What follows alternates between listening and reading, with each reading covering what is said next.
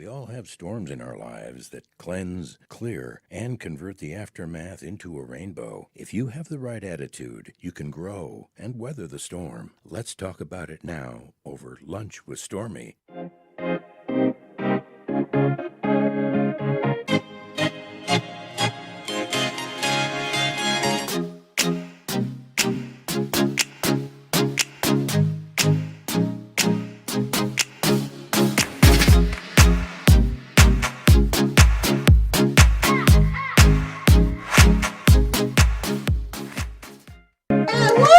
Hey! Wow, that was like Sam Elliott bringing it home down the range. We're having lunch today with Christopher Knight, and the world knows you better as Peter Brady. Forever, but, yes. And I can tell you that you're so much more than that. I'm telling all the listeners about Christopher Knight because I've had the opportunity to get to know you over the past few years. And while you're a celebrity, you're actually one of the best business people that I have ever met. And I've met some notable business people.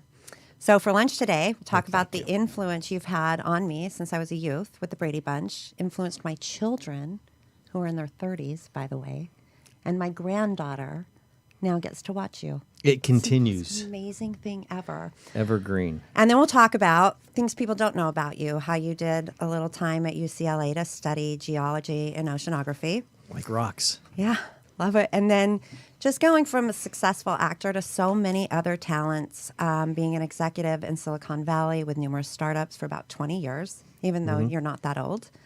Reality TV series that we're all familiar with, a game show host over a number of shows, including Christopher Knight's Big Cash Game Show. And one of my favorite things that you've done is November of 2012, you introduced your online furniture brand to the world, and that is when our paths actually physically crossed beyond you being a poster on my wall. Like Because to that point, I was just... You were just Peter Brady. You were like my Tiger Beat guy. Like Greg, Bobby, and Peter. I was a Peter girl. Like that was the truth. Come on, you must have had some Donnie. Oh my God, I love Donnie. You had Donnie. I was in You had Utah. probably David. Oh no, David no, Cassidy. Sean Cassidy first concert Sean Cassidy. to do Run, Run, Run. No Bobby Sherman. Nope, No Michael Jackson. no. So it was, okay. Well, But I did have Steve Martin on my wall. it's a different generation. And no, he was there at 27 years old or 29 years old. His hair was gray, and I found him extremely funny and attractive. But at I don't the think age he of was in 12. Tiger Beat. Probably not. Well, it was probably People magazine, the whatever that was, the successor to yeah, Tiger but Beat. he made it next to you. I appreciate that. yeah. I'm a great fan. Steve I Martin. love how your story continues to go on about how you reinvent yourself, which is something I've been doing for the past few years. And I've never been more excited to share my lunch hour than with you, Well, thank you Christopher. very much. It's a Yeah. pleasure being here, and I was quite surprised when your people reached out to me and said that Stormy's doing a podcast and she wants you on her show. And I said, she's doing a podcast. Last I saw Stormy, she was running an e-com company. Yeah. So congratulations Thank you. Yeah. and welcome to LA. Oh, my gosh. Thanks. And the weather is great. It is today. I mean, we have 90-degree temperatures outside, and it's February. What is it today? Something. Late February. 27th. Yeah. 27th. It should be winter. That's right. It's a little gray outside, a little but that's gray. because we're doing Lunch with Stormy. It's gray Stormy's- inside. It's always gray. Not really though. So of course, we have to talk a little bit about the Brady Bunch. Sure. And when I was thinking about talking to you, and we've worked together and done great things together as far as business, but I thought about like the influence that the Brady Bunch had on me, and I really wanted to think about that because it does go through my generations, and I pork chops and applesauce all the time. Like I still use that line, and I think that's amazing. and how that occurs is worthy of study because it's not like somebody decided it was something that should be repeated, because people simultaneously and coincidentally in different places were struck by that line and then said it to other people, so that It was your delivery. no, some people came up to me and said, "You mean somebody else has asked you to say that line?" It's like, yeah, like everybody asked me to say it. They think they're the only one. So I don't know almost what got it is about that line, but I'm happy to have Whoever wrote it, Yeah, I catchphrase. and delivering it, yeah. But I found about the Brady Bunch was the first male and female to share a bed on TV. Isn't that right? Carol and Mike, weren't they? the first husband and wife to share, be in the same bed. And and depicted on television. blended families, at a time that it really wasn't so integrated in our society where, you were divorced and you blended a family. And I thought that was interesting with the Brady Bunch and fascinating. My parents stayed together forever. And so it kind of made this probably where many families weren't familiar or seeing divorced families during that time. I think it's hard for us when we're in the middle of some kind of shift to really recognize that it's occurring until we look back on it. I mean, the fact is that blended families were around, obviously, not necessarily embraced and depicted in storytelling earlier, but on the big screen, yours, mine, and ours, was predates the Brady Bunch, but not necessarily. There's some argument about who came up with the concept first, like Sherwood had his idea. Again, a simultaneous and coincidental creation around the same time because people were finding that this is an area that hasn't been explored, and it's growing more acceptable. It's certainly growing more common, and as long as we do it in a respectful way, it can end up on television too, not just the big screen. So, yeah, it's the first family, but I think the more interesting point is that the first family to depict the mom and dad living as mom and dad under the same covers. Yes. Even families who were really families and married, like Ozzie and Harriet Nelson, they were married and they had to sleep. Lucy and Ricardo. Yeah, Lucy and Ricky had to sleep in separate beds. Yeah. I didn't realize until I spent some time over in Europe that it's actually a very European way to live. That right? that couples in a lot of cases in married life sleep in separate beds. But that wasn't what I was accustomed to as a child growing up, and or knowing about anybody else's family. Not that I was in their bedroom, but I assumed most mothers and fathers slept in the same bed, not in separate beds. So I thought it was a little odd. But television has a wide audience, and some are more liberal and some are more conservative in that audience, and so they're serving sort of both ends if they can, and because of that, the conservative nature of rather being safe or erring on the side of caution, they decided that it's probably best not to put people into the same bed if we have to show them in the same room. Until about the 70s, and that's when we came around. Now we couldn't show a toilet. Is that right? There is no toilet in the bathroom. What? Not somebody on the toilet. We couldn't show a toilet before that's why you guys 9 shared. p.m. Your bedrooms had that middle bathroom on the Brady's. Well, we had a Jack and Jill bathroom, but that bathroom had no toilet. That's crazy. And literally, even with nobody on it, you couldn't show a toilet before 9 p.m. in 72 and 74, the whole time we did the show. And that was a standard by standards and practices. I mean, you can't say this, you can't say that. That famous George Carlin. The 7 words. The 7 words you can't say. Well, there's other things you can't show and depict. One But of them after that fell 9 away o'clock. was the bed thing. That thing got approved. That's okay now, but no toilet. Not before And 9. after 9 o'clock. After 9 o'clock, it's okay. You're allowed to use the restroom. Something about children shouldn't see a toilet. That's insanity. We've What come will they so think? far. So far. Now we have Modern Family.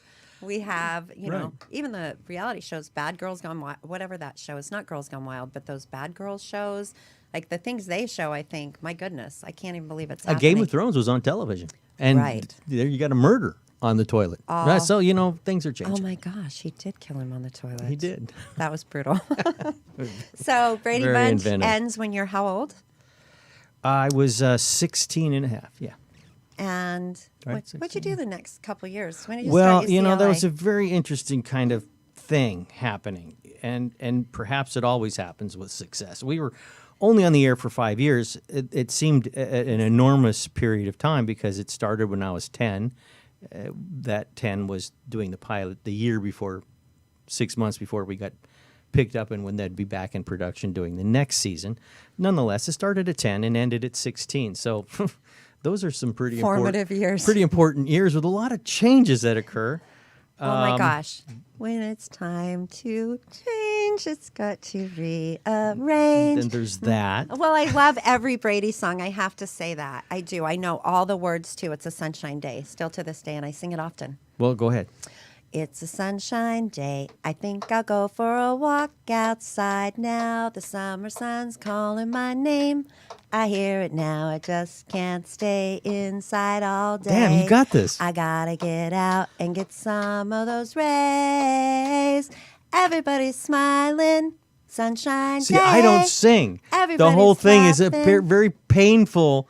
Everybody memory sings. for me. I can't stop. So happy today. I shouldn't have asked you to start, but you're beautiful. It's a sunshine It's wonderful. day.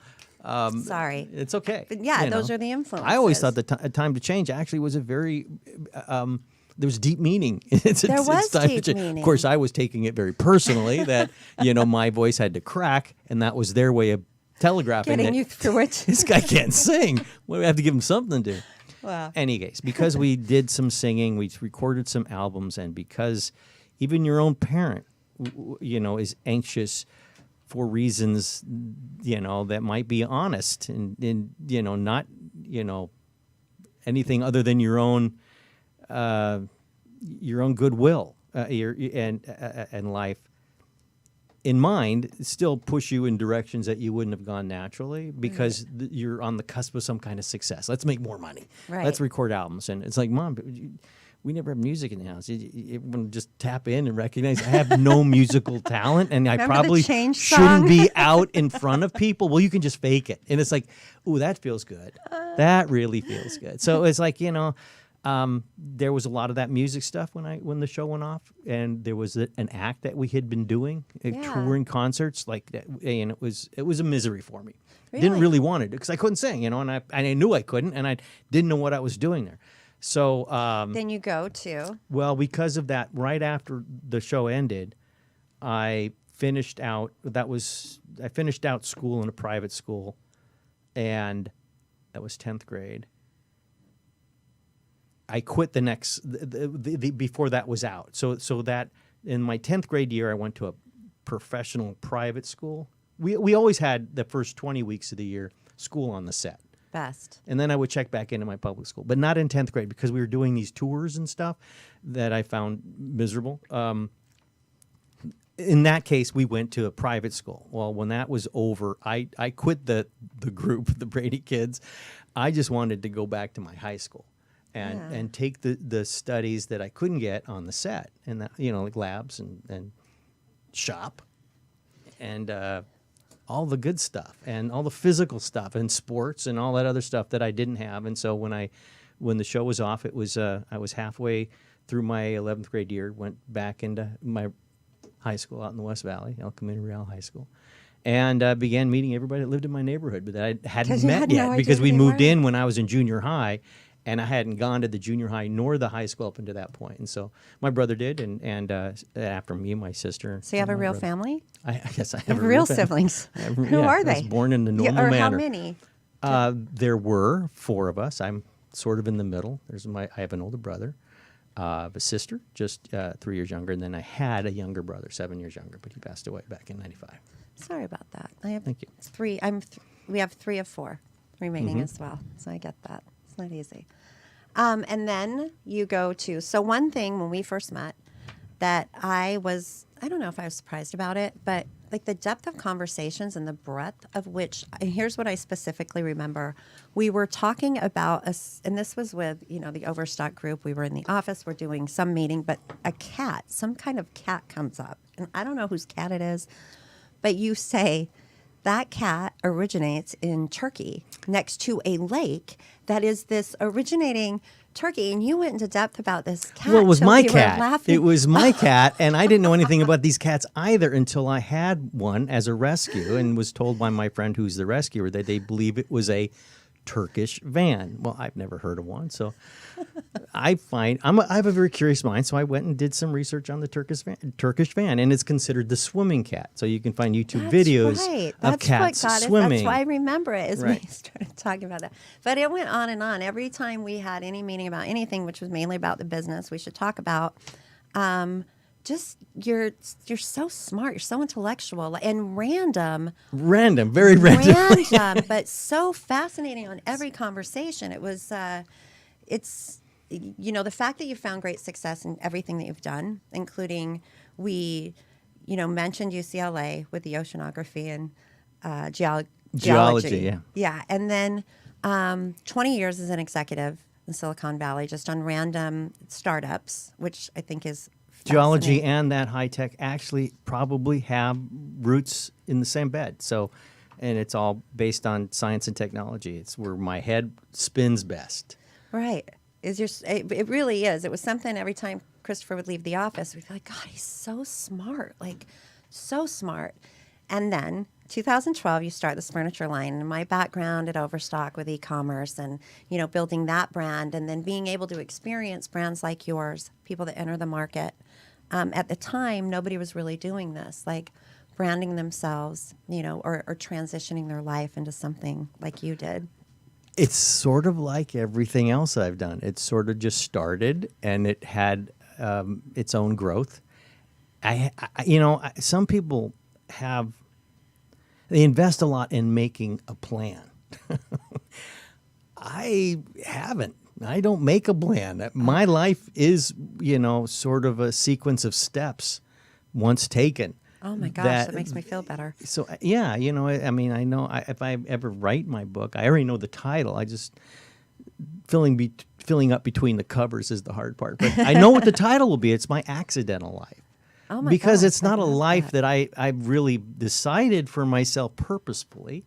Nonetheless, it's a purposeful life in that every step is made by me. But I like to paint the picture of my life being a leaf in or on at times a brook. Not a really, it's not a raging river. Maybe at times it was a raging river. But my leaf would be picked up from the shore and dragged down to something new.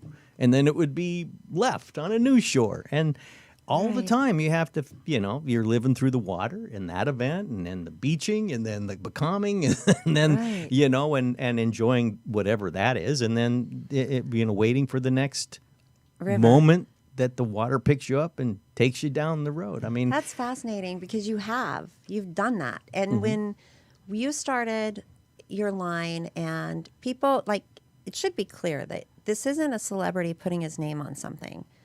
I saw you come into the offices and work hard on design, research the market, listen to everything, every bit of technology that we as a company would share with our partners for tools to success. And then out of nowhere, you kicked everybody's ass. I can't take complete credit for that. All I can say is that I provided them an ingredient. I was approached by an ex-partner of mine from the high-tech space. Matter of fact, he was a top secret physicist for the Skunk Works. Another really smart guy. Matter of fact, he says hi because we had dinner with him last night, his wife last night. That guy. And he was the person, a friend from high school and a roommate of mine who got me involved in the high-tech space back in '85, and who himself left Lockheed and started building computers to image people's haircuts, of all things, right? So I was chuckling because I think around 2010 I heard that he was in the furniture business. I'm thinking he's a little bit like us, right? How is he in the furniture business?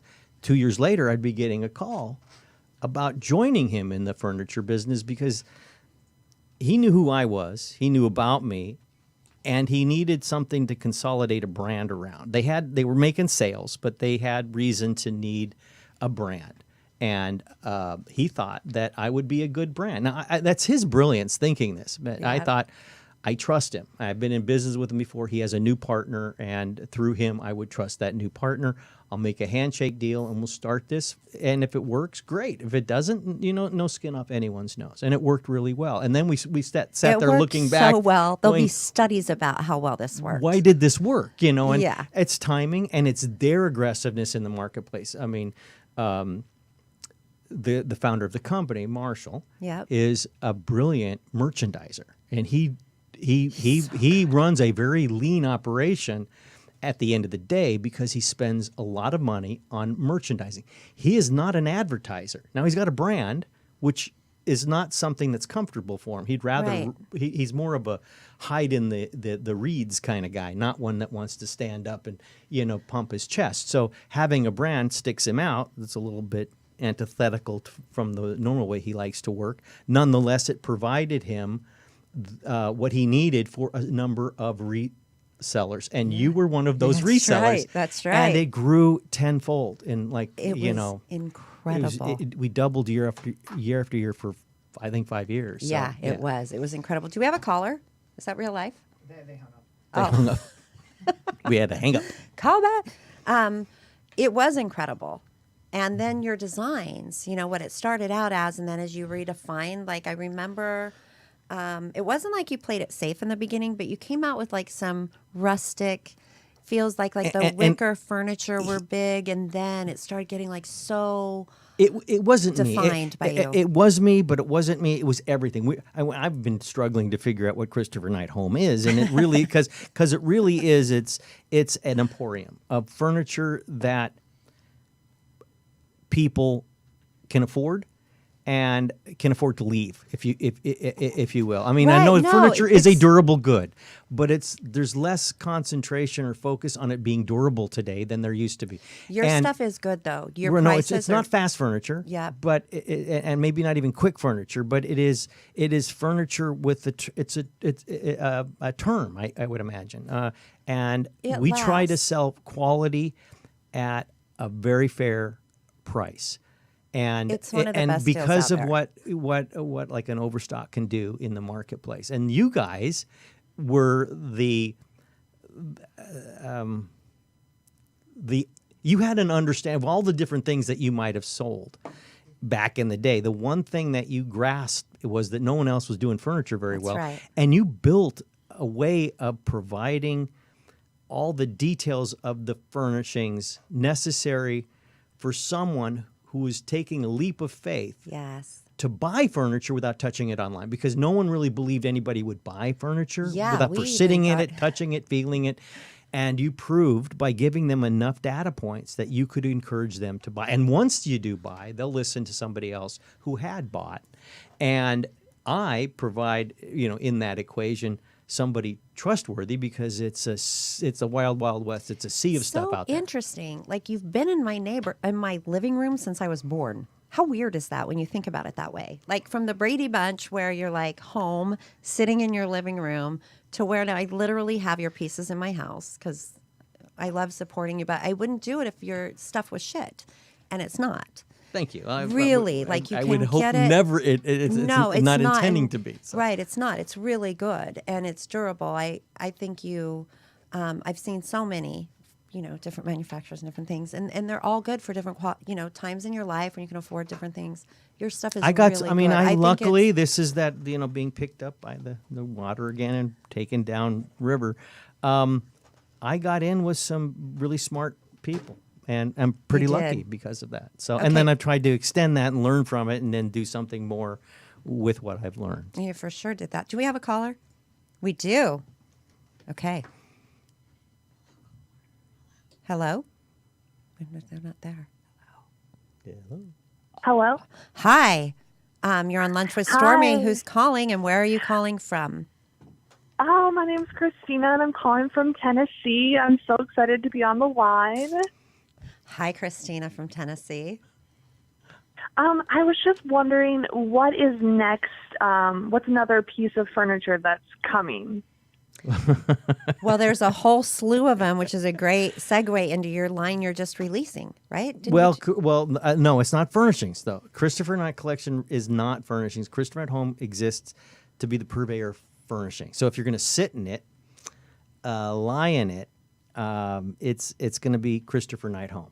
Now, if you're going to drink from it, wear it, look at it, sleep in it, it's going to be under Christopher Knight Collection. So my brand extension under Christopher Knight Collection is really to go after things that are not furnishings.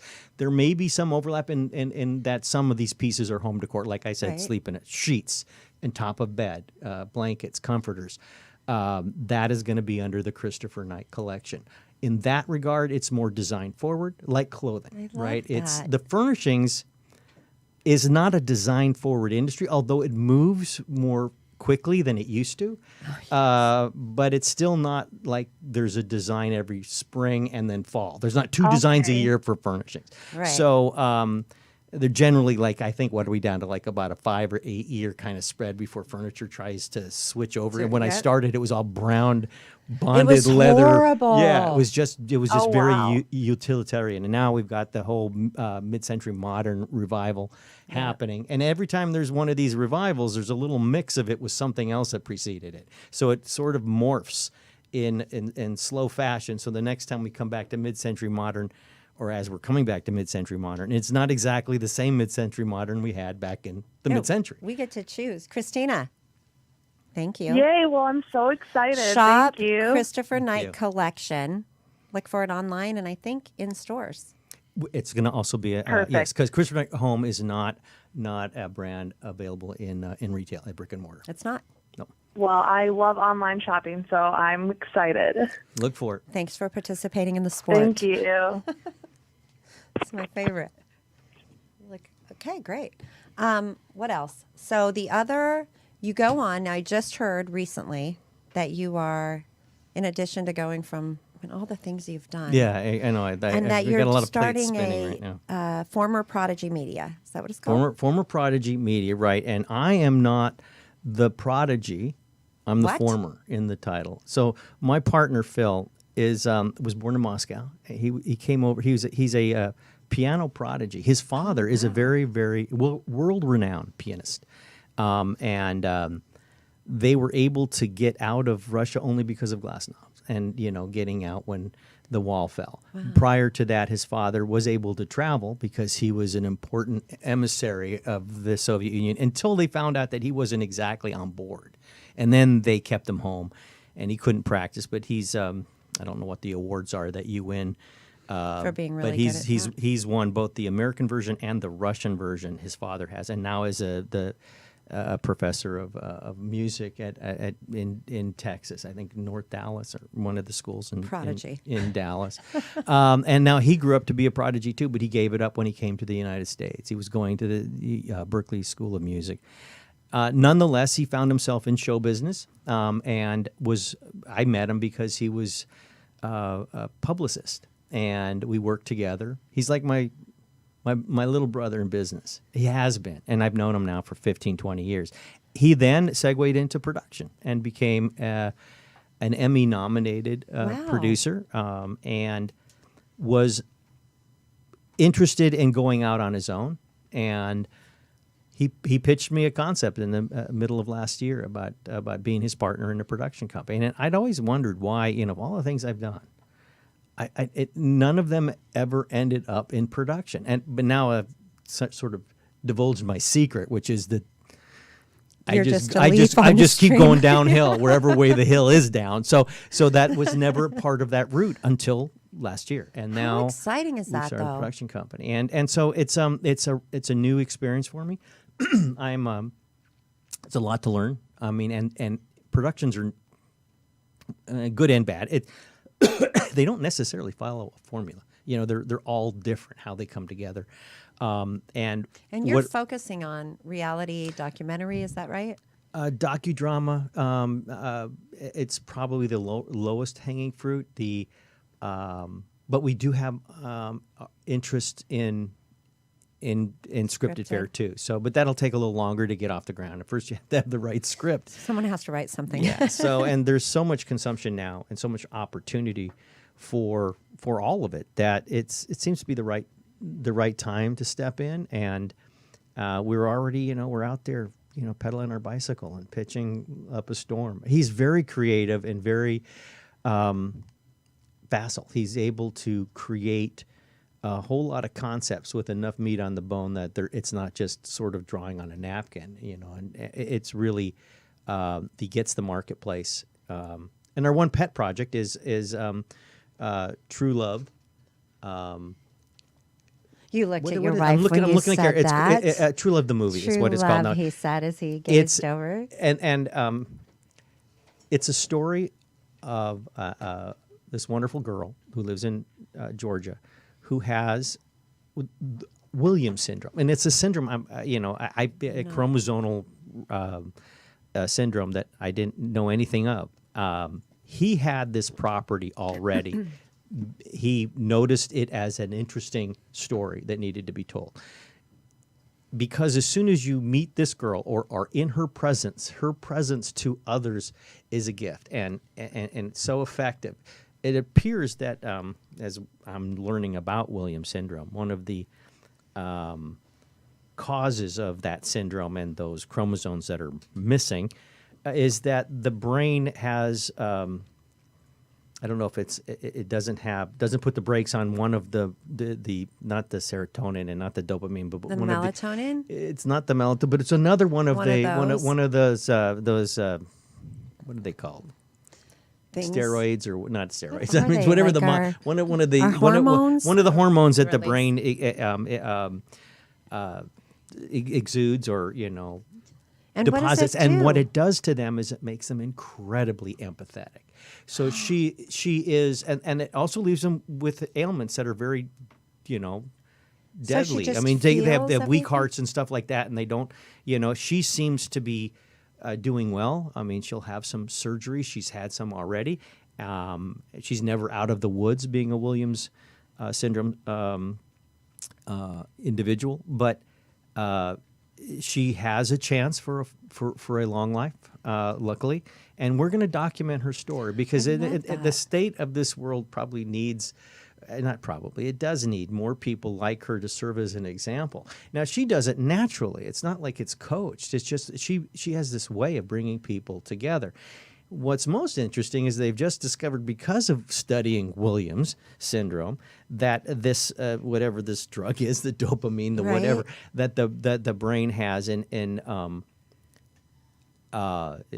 huge numbers in somebody with Williams syndrome, that creates the empathy, is exactly similar to the differences between the domesticated dog and the wolf. What? So they're discovered that in Is the that canine right? development, I'm telling you, somewhere every time you along have the a line, conversation with this man. they had a chromosomal, evolution that made wolves more interested in approval than food, even.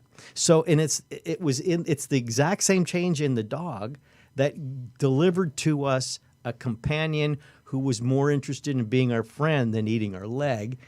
And they're only discovering that today because of studying Williams. Is that's a amazing. part of evolution then? It's an there's a evolutionary chance she's change more in the evolved. dog that didn't affect their physical self or health, but Or it's like that chromosomal change that affects that part of the brain is what the Williams syndrome individuals have. That is what I marvel at when I see her deal with anybody, and how loving and pure she is. And it sits there as a reminder to me how we all need to try harder. Do you think that serial killers don't have this Well, chromosome? you know- Is there something there where people who don't feel, would that put them on the higher scale? I think could it be that some we connection keep learning and more. empathy? We keep learning more and more. The world is an onion. And- Right. It always makes us cry. And we just don't have all the answers yet. But I would imagine that someday in the future, maybe we'll find that out. We'll find out Isn't that that there is some chromosomal changes, maybe somewhere. I don't know. I really don't know. Has to be. Okay, we have to say hi to your wife, Say Kara. hi to Kara. She's sitting across She's from me. sitting here. right here. Hi, Kara. She's my everything. She's awesome. Yes. It's awesome to meet you. And where did you and Kara meet? Oh, that's a And story. a good story. Accidentally. We were both going through Another separations at the accidental on same time. purpose. I was wanting to get out of town. A friend invited me back to Chicago for a New Year's Eve party. And Kara's from Chicago and happened to be there sort of babysitting her sister's children at a New Year's Eve, an adult New Year's Eve party. doing? Well, I wasn't really babysitting. I mean, I was there. They were there. We were there together. You were the only kids there. There were the only though. I kids mean, there, yeah. so I was playing, not babysitting. Yeah, you were only. She was really only Were you interested. drinking, playing with the she- kids? I Yeah. was drinking a lot. She was interested in the wine and the children and nobody else. She was not going to meet That's right. anybody. And I noticed her early in the evening and then had the good fortune of sitting down next to her about 2:00. I love And that. then we started talking. Yeah. And then it never stopped. Never stop talking. That was it. I love Yeah, it that. hasn't stopped. That's the best. You know who says hi to you? Who? Dan Nevins. You remember him? Dan Nevins from the Wounded Warrior Project. Oh, yes. Do you know? He's a friend. He lost both his legs in the combat, and went on to become an amazing leader and speaker. And he is now a Master Baptiste yoga instructor. That's amazing. He's lost both legs below the knee, and he's How do teaching you- yoga. It's amazing and beautiful. See, there's always a way. Even if you can't imagine what that way is, there's Yeah, you guys a need way. to connect again. We went to the Wounded Warrior Gala and Yeah. Matt, but then Dan had come to many of our partner summits and spoke. right. You were great supporters of the Wounded Warrior, Warrior Project. yeah, and we always tried to engage our partners with them and just create relationships because all our partners were in different zip codes and they can do better forces in zip codes versus overall. Well, do give him my best. I will for sure. I'm gonna have to check out his YouTube videos on how he does yoga. You do. It's the most beautiful thing you've ever seen. Does he With his do legs. yoga with prosthetics or no? With and without. He does Really? both. Yeah, and he'll go to all around the world and do them in Central Park. Thousands of people show up for Dan Nevin's yoga. Really? It's incredible. Yes, we have to do them. We're going to do one here. You guys. So there's have no to come. excuse why come back. I can't do yoga. No, not anymore. I said, I can't. I'm not built for yoga. Well, Not anymore. apparently my leaf needs to be lifted up and dragged to that Down sandy the river. bank. We have a caller. Let's see who's there. Hi, caller.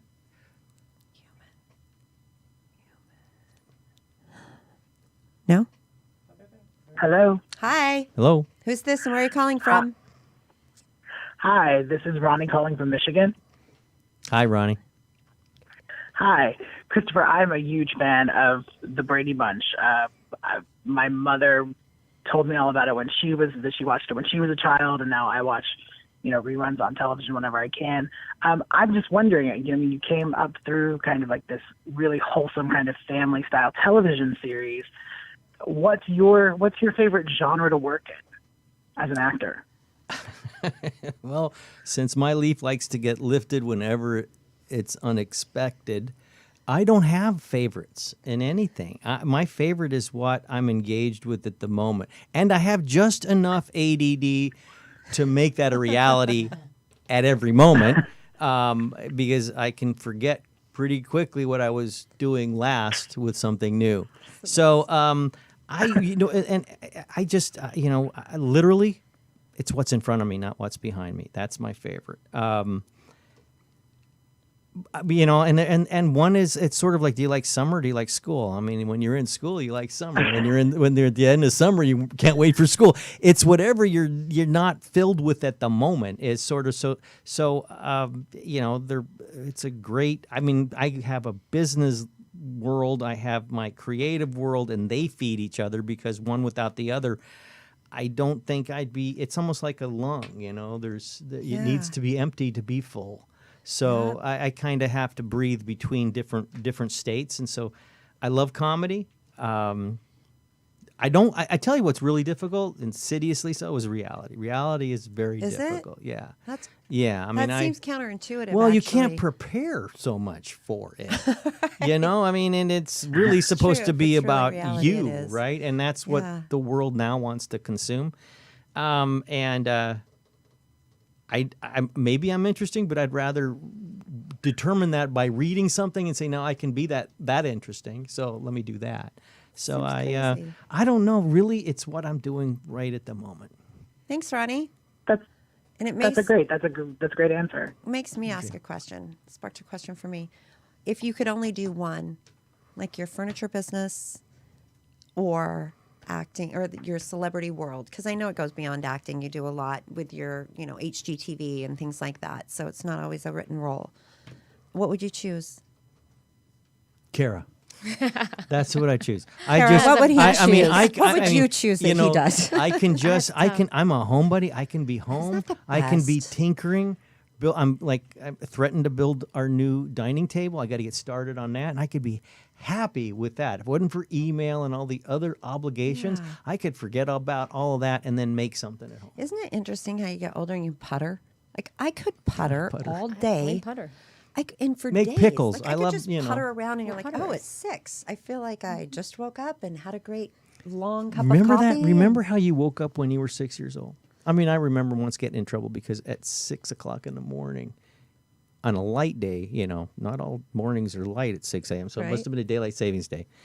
I went over to my friend's house on a Saturday and knocked on his door. His mom came to the door, and she just was squinty. I said, Chris, it's 6 o'clock in the morning. And it was like, Yeah. What It's about? like, I'm yeah, ready it to is 6 o'clock in the play. morning. So is that bad? Can Zach come out and play or not? You can't do that. I didn't know all the rules at the time. I Was. kind of suspected maybe since nobody was really doing it that much that maybe Maybe your buddy's maybe you're not supposed to, but I gave it a shot. I remember waking up and being like, I'm so happy for the day. And now I wake up and I'm like, oh my God, I slept on my shoulder wrong. I can't, Yeah, it's well, like 15 minutes just to figure talk out to what me. That's kink. a whole other. That whole thing, youth is wasted on the young, is the truest Right. statement. And if you're out there Hard. listening to this and you wonder, what the hell does that mean? You know, I remember when people would say that and I was like, what the hell does that mean?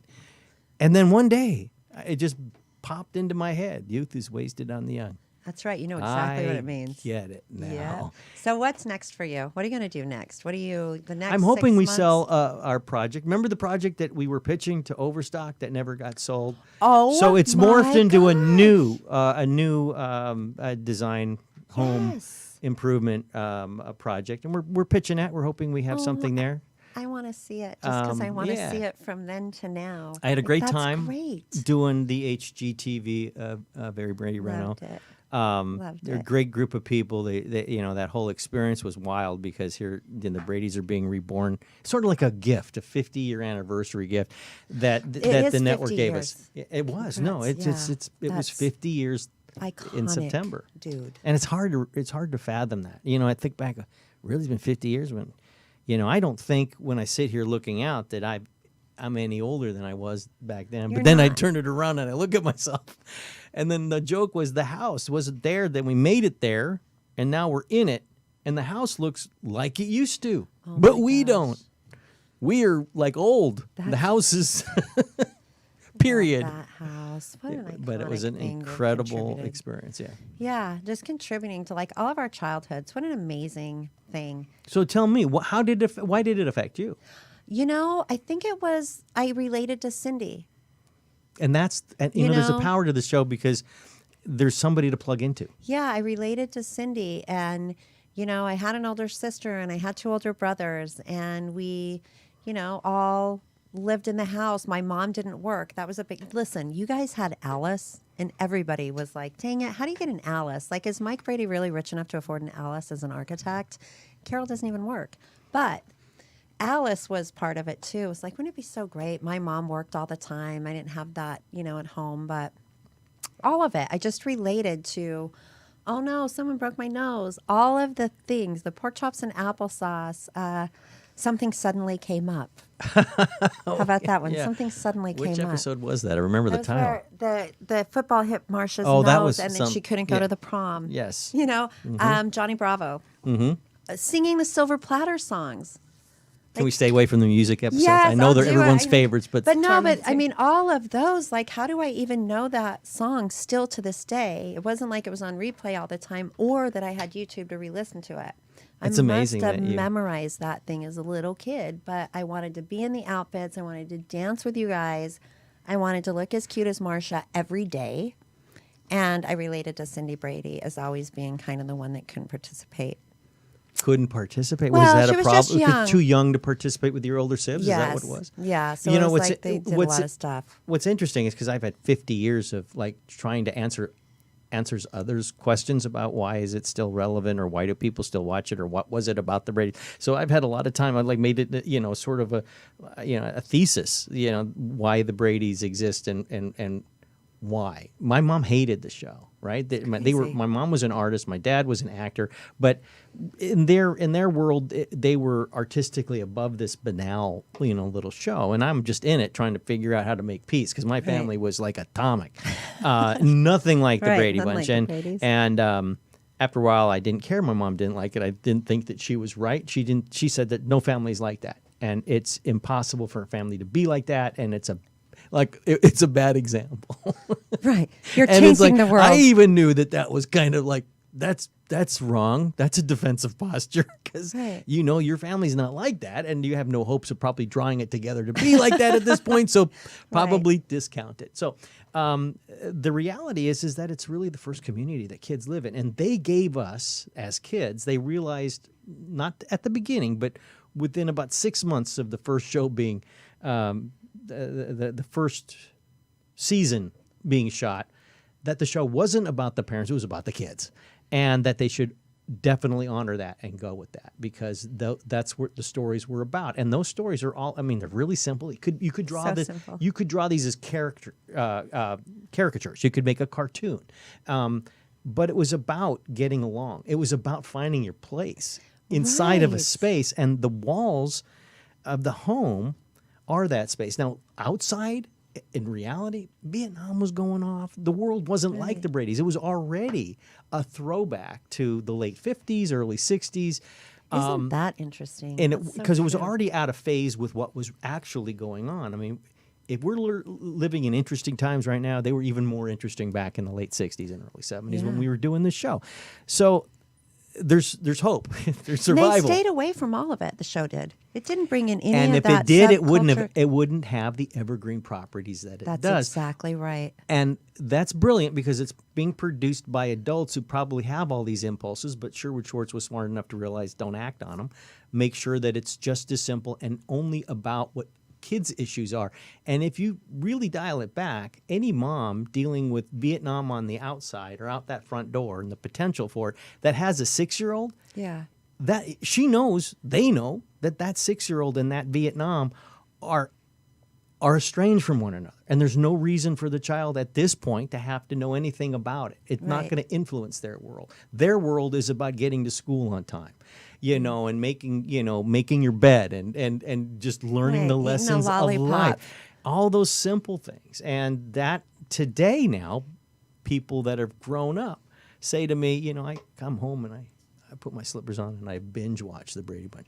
It's a time right now when people want to know, they kind of want to hug. I mean, we're kind of like That's what a I hug. thought of when you said Yeah. it's like a hug. Like if Yeah. it's on and I sit down and watch it, it's like I'm smiling.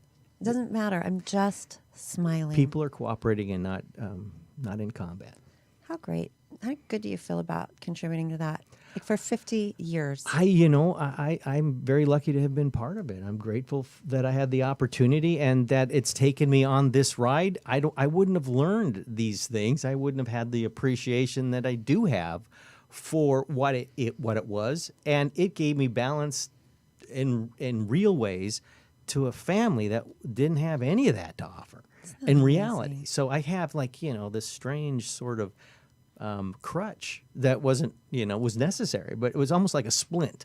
The Bradys as a family were a splint to a family that didn't really act like one at home. So I got to appreciate that there is there's huge value to it.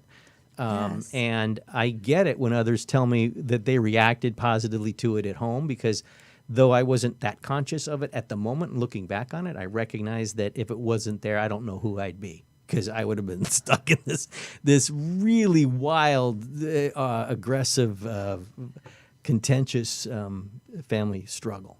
That is probably that's got to be one of the main purposes of the Brady Bunch, was for you, because you are a phenomenal person, and I know I have a more positive outlook because of it. yeah, and just the insight, like my brain is going on how I was thinking about the Brady Bunch in the past couple of days, getting ready to see you again, and then what it really was, which is super purposeful and amazing. And I also want to say how amazing it is to sit down with someone who you had on a poster in your bedroom, and just, thought about, and then to sit with you this, 40 years later and have you be such a badass and respectable and inspirational still. And to think that as a little girl, I knew that. I didn't just put anybody. It was you and Steve Martin. Like, think about that.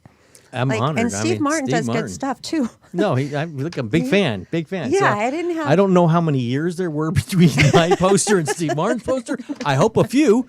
They were super And apparently you close. can't remember who was on the wall during that period of time, because that might be 30 years. But nonetheless, I like the sequence.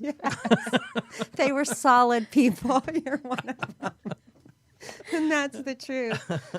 You guys are the best. I'm so glad to meet you too. I think we have to wrap up. Thank you for having me in, and good luck with your podcast. Oh my God. I'll be out there listening. I'm going to stalk you. Okay, well, we'll come We'll back. stalk you back. I will. I'm going to stalk at you. times- Go ahead and stalk it. When we Yes. have something to really pitch and sell, we'll come Yes, back. and I want to see that thing The that True you're Love, still doing. the movie, yes, you'll have to. absolutely. We'll come All back of and talk about it. I love you, Christopher Knight. Love you too, Stormy. Thank you. Thank you for lunch with Stormy.